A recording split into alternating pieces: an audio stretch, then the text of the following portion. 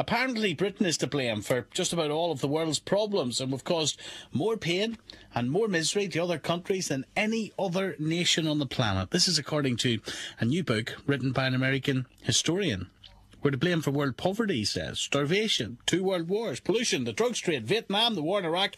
Can you believe all of this? Let's hear from this man who is peddling this stuff. Stephen Grasse. Good evening to you, Stephen. Good evening.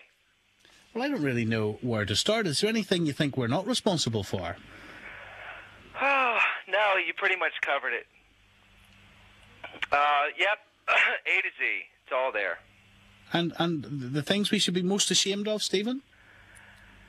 Well, I would actually say that the thing you should be most ashamed of would be imperialism, because I think imperialism is what has wrought all of this, and it ripples throughout the world even today. Even though it happened, a while back, it's still, everything from the Middle East crisis to globalization is all the result of past imperialism, which is primarily an English phenomenon. What has wound you up so much about Britain, Stephen? You're going to have to explain this to me. Why us?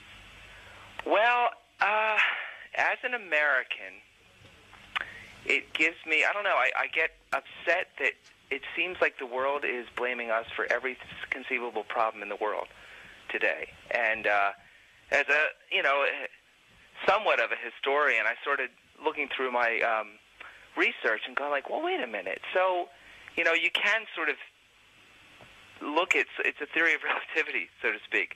If you look at what happened, what's going on in the world today, you can trace it back to ripples that happened a while back. So it's kind of where it started. All right. So how are you blaming us for world poverty? Let's go through these, Stephen. Okay, world poverty. Where do you want to start? Look at the collapse of Africa. Most of the African nations that are at their poorest were former British colonies. You say that you left them with substantial, in order when you left, but you didn't. I mean, they all collapsed. Look at Uganda. So, I mean, yeah, world poverty, yes. World War I and World War II? Well, World War I was the result of an arms race that was the result of Germany wanting what you had, an empire. And it was a senseless war, and because of that war, and because of the reparations you exacted from Germany at the end of it, you got World War II. I don't know if you're a wind-up merchant, Stephen, just to sell a book or not, but to start blaming Britain for World War I and indeed World War II, wars in which thousands of people in this country lost their lives, you've got to be very, very careful that the wind-up doesn't become incredibly offensive. Well, I don't think. See, I'm not saying that it's your fault per se. I'm saying that there are repercussions for things that happen throughout history, and I don't think it's fair to say that, like, everything that's going on in the world today is America's fault, because that would be ignoring what happened before it.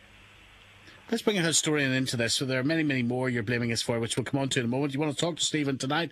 0500 909 693. The historian Peter Caddick-Adams is also with us. Hello, Peter. Hello, Stephen. What have you made of this so far, then? Well, like you, I'm really not sure what to make of it, because I know that Mr. Grasse in his other life is an expert marketeer and advertising man of considerable skill. So there's a part of me which says, well, either this is an enormous hoax, as you've just said, or perhaps he really does believe this, but the claims are a way of doing what he does best, which is marketing, and therefore marketing a lot of copies of this book. But I see no history in this, all the sort of claims, and there's a related website, and if I look at some of the sort of claims that are coming out, we're responsible for machine guns, slums, prison, child labour, bad hygiene, the Black Plague, whatever that is, concentration camps. So they've all come from Britain, and somehow this is our fault. But where do you draw the line? I mean, we could go straight back and say machine guns, whether invented by Gatling or Maxim, are both invented by American citizens. The Romans had slums. every nation on earth has had prisons and child labor. The Black Plague, well, goodness me, I mean, we're either talking about the Black Death or the plague in the 1500s or the 1700s, but those were universal all over the Western world. So, I mean, all the allegations that Mr. Grasse makes, we can really assign to almost any race or nation. And if we're talking specifically about imperialism, we might look at the Europeans and say, well, the first imperialists were the Portuguese and the Spanish.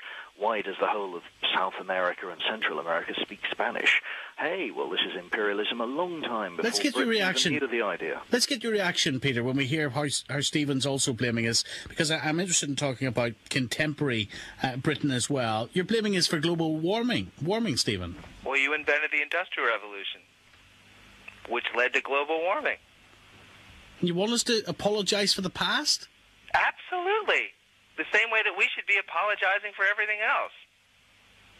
And just run me through the timeline of how we're now responsible solely for global warming. Oh, Nobody I don't else, think just you're us. No, that's not the point. The point is that you're not solely responsible for any of this.